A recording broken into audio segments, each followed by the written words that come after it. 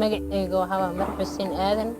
xaajigayga waxaa isku guursanay 2015kii bishii afraad maasha Allah waa ku faraxsanaa waan ku saaciday inuu xaasas kale ila soo guursado anaaba ku taageerayo wallahi inaan reerka la soo wada dhameystiro oo afarta uu xiro raaliyan ka ahay السلام عليكم magacayga farxay jaamac waaye ana waxa xaaskii labaad waana ku faraxsanaa gabdho kale inay iga daba imaadaan oo ku faraxsanaa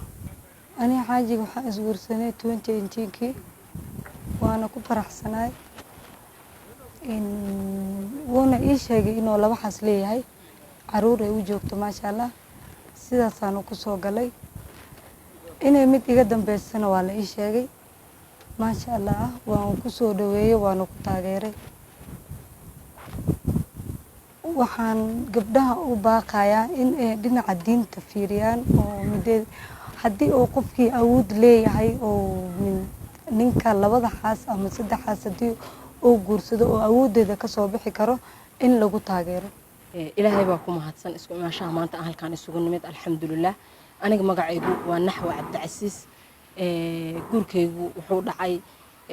2019kii bishii 10aad 25teedii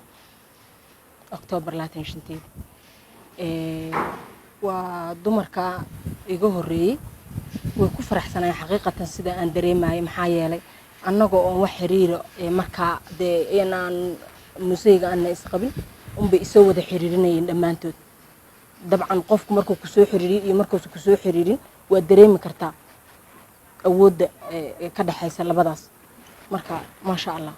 saddexaas inay ka horeyso inay qoys faraxsan yihiin inay imaashayga ku faraxsan yihiin intaba waa la ii sheegay waana ku faraxsanaa markaan soo galay maadaama ay yihiin qoys faraxsan noloshooduna ay tahay nolol powerful dabcan anigana sidaas ku soo galay sida dareemaysiinba xiriirkanagu waa xiriir aad u wanaagsan gabar markay wax ku dhacaan ama ay xanuunsan tahay ama ay umusho ama ay xanuun kale uu iska jiro gabdhaha kala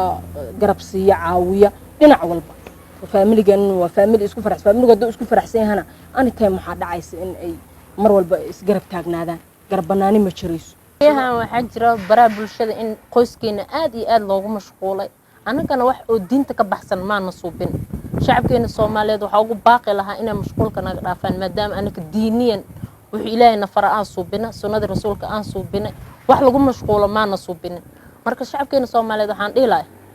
tartiib ana laga dhaafo buubuuninta iyo wax la wada anaka wax qof lacag nagu siiyo malahan reerkeena oo ku faraxsanahay xaajiga wuuna qabaa been ma sheegayno dada qaarkood waxay leeyihiin isku leeyahay qaar oo leeyihiin adeerkood waay adeerkeena ma aha waa xaajigeeni nolosheena oo ku faraxsanahay